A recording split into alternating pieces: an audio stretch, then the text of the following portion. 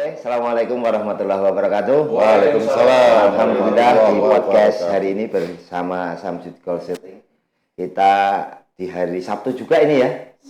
Tanggal 20 luar biasa 20 September 2025. Kita hari ini kedatangan manusia-manusia langka untuk dipodcastkan ini. Langsung saja ini ketemu waktu kita zaman kecil. Ini ketuanya Joksin Lawas, Mas Erwin Hakim. Terus kemudian ini bapak yang satu lagi nih, ini mantan Kapolda DIY. Aku wedi jan ya. Sekarang beliau ini Pak Haga sana itu PLT PMI Kota Jogja. Jadi yang bertanggung jawab terhadap daerah-daerah ya Pak ya. Dan nanti apa itu daerah A, daerah B, daerah O dan daerah apapun nanti beliau akan bercerita banyak di podcast siang hari ini. Selamat siang bapak-bapak semuanya. Selamat siang. Sugeng siang. Sugeng nggak ikut pak? Ya, ada di rumah. Alhamdulillah. Ini Mas Erwin Joksin, sekarang Joksin Lawas. Alhamdulillah juga berkolaborasi di acara kita hari ini adalah donor darah. Kebetulan tuan rumahnya adalah Hotel Satyagraha. Ini di depan saya ada yang punya soalnya, Bu Agustin. Yang memfasilitasi kita untuk podcast hari ini. Jadi saya ke Pak Haga dulu sih. Kenapa Pak Haga tertarik? Bukan tertarik, tapi kok menggeluti di perdarahan, Pak. Monggo Pak. Ya, matur nuwun. Assalamualaikum warahmatullahi wabarakatuh. Ini selamat pagi jelang siang ya saat ini. Ya, kita patut bersyukur bahwa kita bisa ketemu di acara ini. Saya hanya bersyukur pada Yang Maha Kuasa atas kesehatan, kesempatan dan kekuatan kita kumpul di sini. Saya tidak pernah mau memanjatkan puji dan syukur, karena puji dan syukur biar manjat sendiri. Iya betul Pak. Saya itu kenapa kok di PMI, ya, Palang Merah Indonesia. Saya itu punya pengalaman yang cukup unik. Jadi selama di polisi, penugasan saya itu banyak berkaitan dengan menolong manusia. Penugasan pertama saya itu dulu Kapolsek Nunukan, perbatasan sekarang Kalimantan Utara ya dengan Malaysia selama 3 tahun. Beberapa kali kapal tenggelam. Jadi saya itu sering menolong, yaitu ngumpulin jenazah-jenazah kapal yang tenggelam yang mau ke Malaysia maupun ke Sulawesi. Yang pertama. Yang kedua, saya itu pernah tahun 2000 sampai 2003 itu menjabat Kapolres di Donggala selama 2 tahun, terus tahun di Palu, bertetangga dengan Poso yang sedang membara. Ya, jadi di Polres Palu sama Polres Donggala ketika itu seringkali dapat teror bom, bahkan bom seringkali meledak, jadi saya banyak sering nolong korban. Udah gitu, ditugaskan lagi ke Jakarta di bidang staf operasi, membawai atau membidangi membuat perencanaan operasi daerah konflik. Mengurusi itu lagi. Mungkin pimpinan kurang puas ya. 2004 setelah dari Mabes saya didorong ke Ambon, ya sedang konflik lagi, ya sudah saya ngurusi lagi, ya ngurusi berdarah terus. 2005, 2006 awal Januari saya ditugaskan di Jogja pulang kampung. Mei-nya gempa, ngurusi pengungsi meneh. Wah, pokoknya itu kan gitulah. Sampai 2013 dikembalikan ke sini waktu itu di Polda, ya gara-gara ada kasus cebongan itu, saya tuh menyelesaikan itu, bagaimana cara meredam.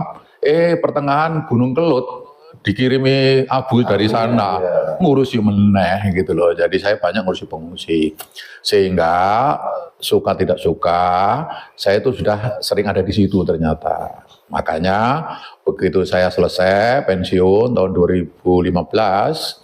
Saya ditarik Gusti Prabu Kusumo sebagai Ketua PMI DIY untuk bergabung di PMI. Langsung saya siap gitu saja ya, karena saya pengen di bidang sosial saja. Nah, Januari 2023 karena di PMI Kota itu perlu untuk dibenahi, saya dikirim ke sana untuk PLT. Nah, sampai sekarang disitulah saya belajar. Ya, wong sekolah polisi kon ngurusi getih ya kan kangelan toh. Tapi nggak apa-apa, saya belajar, saya tiap hari itu kepo, saya nanya ke staf. Ternyata golongan darah itu ada 4 ya. Kalau saya itu singkatan Jawa kabeh kuwi. Ya, apa Pak? Nah, A itu angel. Kalau AB itu angel banget. Ya. Kalau O itu oke. Kalau B itu banyak gitu aja. Nah, ternyata masih ada lagi yang resus negatif, resus positif dan sebagainya itu yang perlu diperiksa. Nah, sekarang sudah mulai 2 tahun ini setiap ada donor darah yang sifatnya kolektif atau istilah kita tuh mobil unit ya saya datang. Selama saya masih bisa hadir, saya hadir untuk menunggui. Pertama, mengucapkan terima kasih kepada khalayak yang sudah mendonorkan darahnya. Karena apa? PMI itu terdiri dari komponennya ada pengurus, ada pegawai, ada relawan. Nah, relawan itu ada yang tenaga profesional atau yang masyarakat umum tergabung dalam tenaga sukarela atau TSR. Adik-adik mahasiswa bergabung dalam Korps Sukarela. Adik-adik SMA, SMP, SD tergabung dalam Palang Merah Remaja dari mula, madya, dan dewasa. Kemudian ini Mas Agus, Mas Erwin ini termasuk relawan DDS, donor darah sukarela. Nah inilah karena apa kami di PMI Kota ini berusaha untuk selalu siap stok darah karena kita melayani bukan hanya Kota Jogja, tapi juga untuk melayani tetangga. Bahkan sampai rumah sakit Klaten itu kita masih dropping dari Suraci itu dropping ke kita. Sekali tempo UDD Klaten kalau kesulitan minta ke kita gitu loh. Nah di samping kita rutin di Kota Jogja ini kan juga tempat tujuan wisata. Siapa tahu ada wisatawan yang memerlukan karena dia rutin harus hemodialisis pas waktunya, nah kita bisa melayani, kita siap stok darah untuk itu. Karena ada beberapa saudara-saudara kita yang memerlukan transfusi darah secara rutin.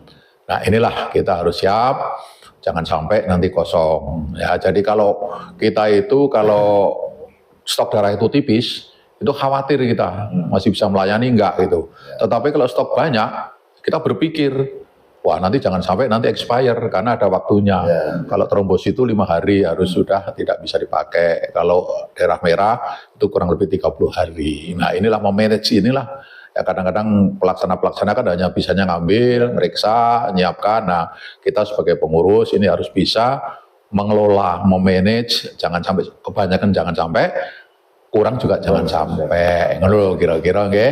Ini sementara ini dulu nggih untuk saya dulu nanti dilanjutkan lagi mungkin karena ini ada teman ini. Ya. Nanti saya raiso mulai dicekat sama wah bahaya nanti kalau mulai gitu Mas Erwin ini. Oh, saya kembalikan dulu. Ya, terima kasih Pak Asta. Jadi secara tidak langsung Pak Aga ini sudah cerita profil secara singkatnya dari pengalaman beliau kenapa sampai berdarah-darah dan ngurusi darah sampai sekarang. Jadi beliau cinta terhadap darah kan gitu ya Pak ya. Oke. Sekarang tapi bukan dibikin saren loh ya. Apa Pak? Tapi apa Pak? Lebih baik dibikin saran saja Pak. Jadi termasuk bagian dari saran. Oke, sekarang kita beralih ke Mas Erwin Hakim ini. Kalau kita bicara darah-darah kan biyen ya Pak ya. Zaman Naumen biyen. Tapi bicara sekarang kenapa Joksin Lawas bisa berkolaborasi dengan pelaku usaha, kemudian dengan PMI. Ini mungkin apa Mas? Kok bisa gitu loh? Ya, jadi berawal dari Joksin Lawas dulu itu pernah punya program sendiri juga ya di bidang sosial. Waktu itu kita donor darah mandiri juga sama PMI ya. Tapi habis itu kan terus kayak vakum ya. Karena vakum itulah kemudian kemarin ada kesempatan ketemu dengan Mas Arya ya toh di tempatnya Gus Yusuf ya. Itu. Sekarang akhirnya, penasihat ya. penasihat itu. Nah, akhirnya dari situlah sampai sekarang kita sudah bisa menyelenggarakan sampai yang ke-12 kalinya kerjasama ini berjalan lancar lah. 12 kali di sini ya? 12 kali di sini, ya. Itu. Oke. Selama ini ada kendala sih ngumpulin teman-teman untuk bisa berdonor, kemudian teman yang paling jauh dari mana ini Mas ikut donor? Nah, kendala itu tetap ada. Cuma ya kesadaran dari teman-teman Joksin Lawas sendiri ini yang yang saya paling salut itu yang dari Muntilan. Pak siapa? Pak namanya tadi Pak datang awal tadi. Iya, datang tuh. Nah, itu sampai dari Muntilan aja ditempuh gitu loh istilahnya. Itu kan jadi kita juga merasa berterima kasih sekali lah jauh-jauh sampai mau donor di Jogja. Ya. Kalau misalnya sarannya apa sih untuk, kalau ada Pak Aka ini, mungkin dari Joksin Lawas tentang donor darah ini? Ya tentu saja kita tetap harus bersinergis ya, karena bagaimanapun juga darah itu banyak sekali yang membutuhkan, banyak sekali juga apa namanya mereka yang membutuhkan darah-darah itu, stok darah itu memang harus ada di kota tercinta Jogja ini. Nah, menurut saya ya ngendikannya Pak Aka tadi ya memang betul ya, kalau manajemen pengelolaan itu memang tadi kalau sampai kurang ya jangan, sampai kelebihan ya jangan, itu betul sekali karena memang butuh manajemen yang jeli untuk masalah stok darah ini. Gitu. Ya, jadi perlu saya garis bawahi bahwa donor darah ini luar biasa. Jadi kalau saya donor itu niatnya adalah sedekah, udah selesai. Dan itu saya menyaksikan sendiri waktu itu di PMI ya Pak Aga ya. Langsung pemrosesan. Saya yang sudah ke-75 kali hari ini, itu waktu itu ke-74, dan Pak Wawan terkontaminasi saya, akhirnya donor rutin sekarang gara-gara provokasi saya katanya. Itu sampai jadwal itu nanyain saya kapan donornya. Jadi di situ diolah sedemikian rupa, yang jelaskan bukan Pak Aga tapi timnya Pak Aga. Timnya Pak Aga ya. Itu luar biasa dan jelimet ya Pak Aga ya. Jelimet, dan peralatannya itu nanti mungkin podcast yang lain Pak, di tempat lain. Itu miliaran harganya Pak ya, jutaan itu. Bagaimana miliar bisa menemukan alatnya tadi. Maka kalau kita dengan manajemennya luar biasa, dan saya acungi jempol Pak Aka ini yang sudah walaupun PLT, kita berharap nanti jadi ketua gitu loh, ketua kota ini. Semoga diaminin gitu loh Pak. Jadi bisa kedepannya lebih bagus karena beliau juga di samping tadi mengurusi darah juga mengurusi kasus-kasus yang lain, dan insya Allah kita berdoa semoga kasusnya cepat terselesaikan Pak. Ini sampai misalnya seperti itu. Jadi seperti Mas Joksin Lawas ini, kemudian saya itu sebagai relawan itu bukan rela melawan, tapi bagaimana rela kita untuk berkawan kan gitu. Termasuk dengan Pak Aka. Jadi kalau saya ngadain kita donor darah ada Pak Aka itu manis. Tadi sama tokoh ketemu Pak Aka, seneng saya bilang gitu. Dan tadi surprise Gusti Prabu kepada Bu Gusti, kaget Pak. Dan ini terima kasih kita siang hari ini mungkin closing Pak, closing tentang kegiatan donor darah, poinnya saja. Terus kemudian Mas Erwin closingnya tentang donor darah, monggo Pak Aga dulu. Kalau saya kira sebelum closing ya, jadi saya akan menceritakan Palang Merah Indonesia itu punya tugas 8, bukan hanya donor darah. Ya, Pak. Ada 8 tugas sesuai dengan pasal 22 Undang-Undang Nomor 1 Tahun 2018 tentang Kepalang Merah. Apa saja itu Pak? Yang pertama adalah menolong membantu korban konflik bersenjata. Gitu loh. Jadi ada kerusuhan, misalnya kita pertama kali itu, jadi kita menolong. Yang kedua baru menyelenggarakan pengolahan darah dan pendistribusian darah. Yang ketiga membina relawan tadi yang saya sampaikan tadi. Jadi makanya saya datang ke sini itu supaya tetap tidak membinasakan, ya membina supaya ada komunikasi terus, gitu loh. Nah, yang keempat menyelenggarakan pelatihan tentang kepalang merahan. Hotel sini kalau mau undang kita, misalkan dalam rangka pertolongan pertama, monggo silakan, nanti kita ada tenaga-tenaga kita profesional dan bersertifikat. Tinggal komunikasi saja, nanti bisa kita datang ke sini dalam rangka pertolongan pertama atau dalam rangka nanti antisipasi kebencanaan, nanti kita bisa. Jangan sampai nanti nggak bisa berbuat apa-apa. Yang keempat. Yang kelima, saya itu mensosialisasikan kegiatan kepalang merahan. Yang sekarang ini saya ngomong ini. Nah, yang keenam, menolong, membantu bersama-sama dengan instansi yang lain korban bencana.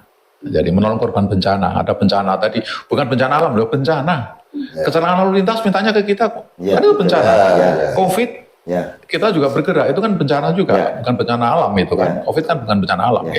Nah, yang ketujuh, melaksanakan tugas pemerintahan di bidang sosial dan kesehatan dan sosial.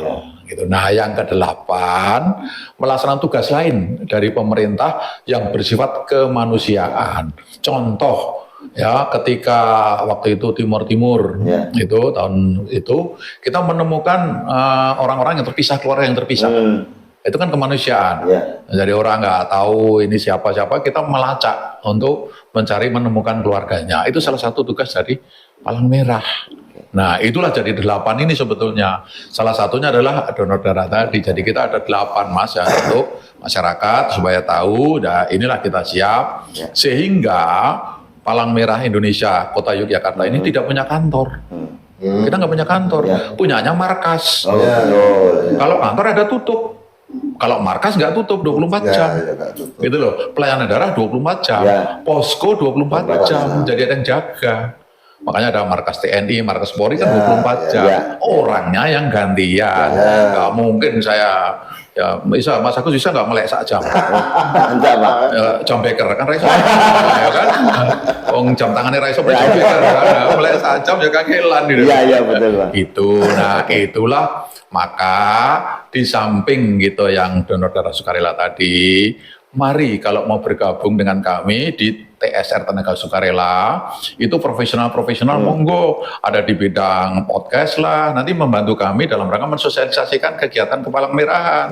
Beliau yang bergerak di bidang ekonomi UMKM, memberikan kepada kita pemasukan, kita kan punya unit pelaksana teknis.